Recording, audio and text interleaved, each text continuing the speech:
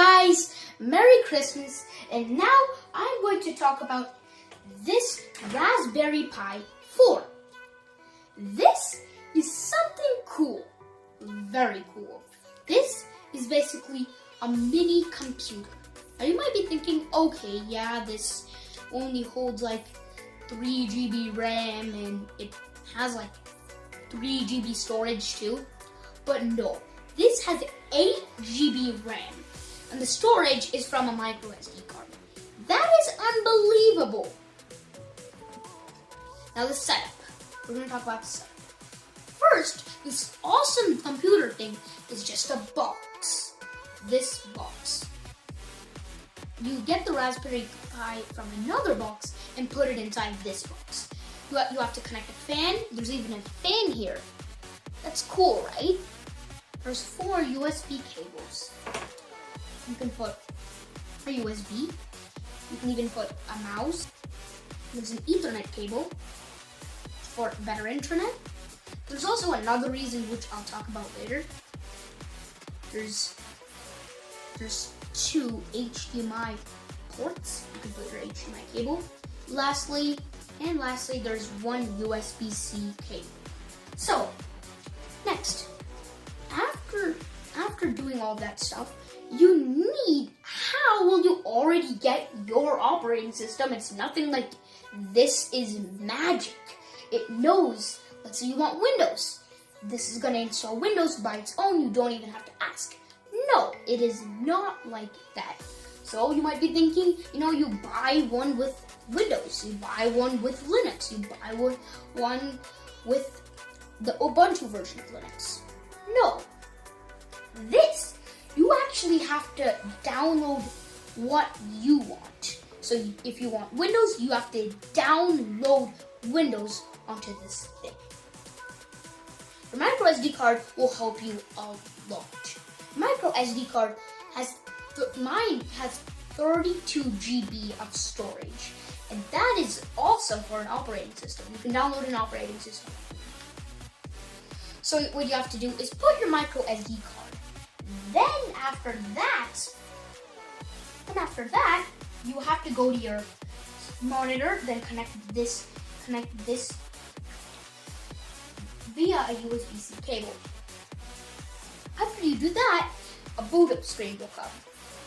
You have to type in a few combinations. Before you do all of that, you have to download some apps, which I will keep in the description. You can see the apps if you have this, and if you want to build your operating system like this. So after you did all of that work, after you download your operating system, it takes like 20 to 25 minutes to download, so if you have patience, then that's good. Now I'm gonna connect my keyboard to this Raspberry Pi, my keyboard and my mouse. So 2 of the basic stuff that you should have.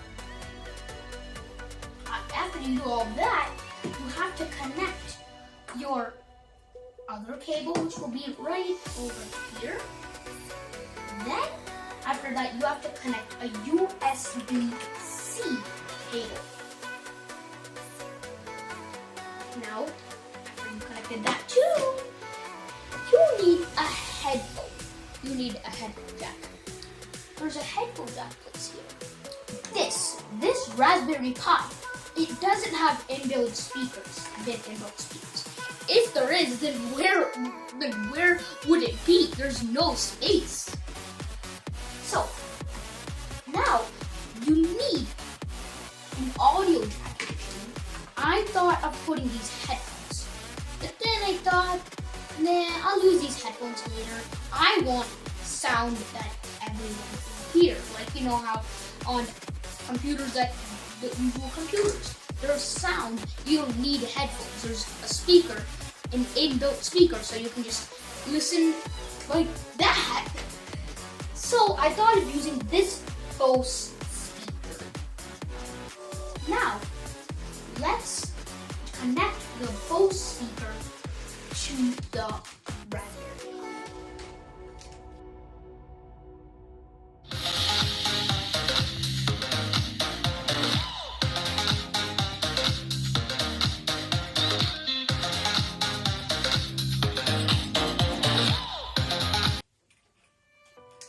right over here, and boom, connected. So now that it is connected, let's turn on the Raspberry Pi. I downloaded Ubuntu Linux. So we're gonna see Linux actually. You know, this is my monitor, Acer, from Energy Star. It does take a while to boot up, so I'm just gonna say a few things while it's booting up.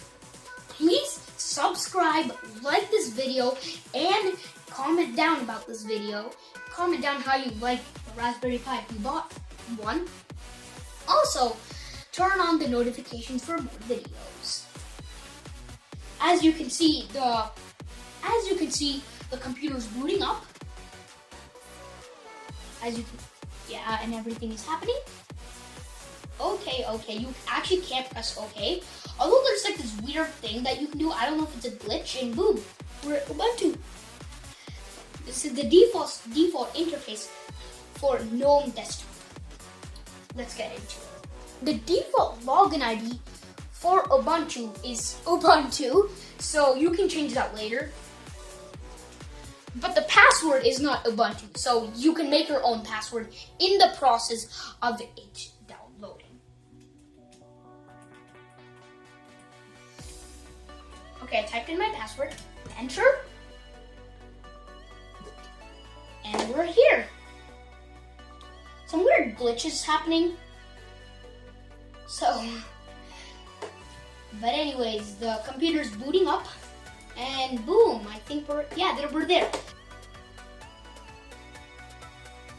It's this tiger, so if you like tigers, then yay. So here's the home screen. Here is the very, very cool part. You can use Terminal. If you're a Windows user, you probably heard of Command Prompt. Command Prompt and Terminal are the same thing. As up here, with Terminal, you can download apps. Whoa, that's amazing. You can keep this as your favorite. You can keep some apps as your favorite. Now, I kept Chromium as my favorite. Now, as you can see, I actually downloaded Chromium with Terminal, which is awesome. I'll show you a picture of the process.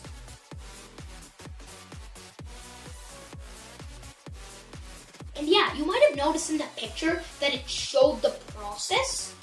It showed like 20% in that picture. It showed. So Chromium isn't your default browser. Don't really care about that. Now you're there. And we're not going to talk about Chromium, so. I really didn't know about Ubuntu, so I pressed Windows M, and that opened this. I'm not an Ubuntu user, but I'm getting there. I'm getting to a Ubuntu user, Ubuntu Linux user. So this is Terminal. I kept it as my favorite because it's awesome. Files is there. Your files, and these are music, templates, videos, and Snap. Snap is this thing that you can use to download apps. Like, people usually download Chromium using Snap, but there is a way to not do that. There's some applications. Let me quit that, and boom. So Firefox, it's the default Ubuntu Linux browser. Like you know how in Windows you get Edge, or if you're an olden day user, you get Internet Explorer. You get Edge, Firefox. You get Firefox here, and that's cool. There is some weird apps that I'll get used to, like Rhythmbox, and these are all of the apps which comes with their computer. Like I didn't download any app except for Chromium. even fonts is there. Documents, and I didn't download any of these apps. There's some apps here. There's some games. So there's some default games that's pre-downloaded, so yeah. And here you can see your internet. And here's the thing. So, and yeah, this is the Ubuntu Linux. I downloaded from this Raspberry Pi. And yeah, bye guys. Thanks for watching, guys. Please like this video, subscribe to my channel, share this to other people, and turn on the bell notifications for a notification for whatever video I make. Bye!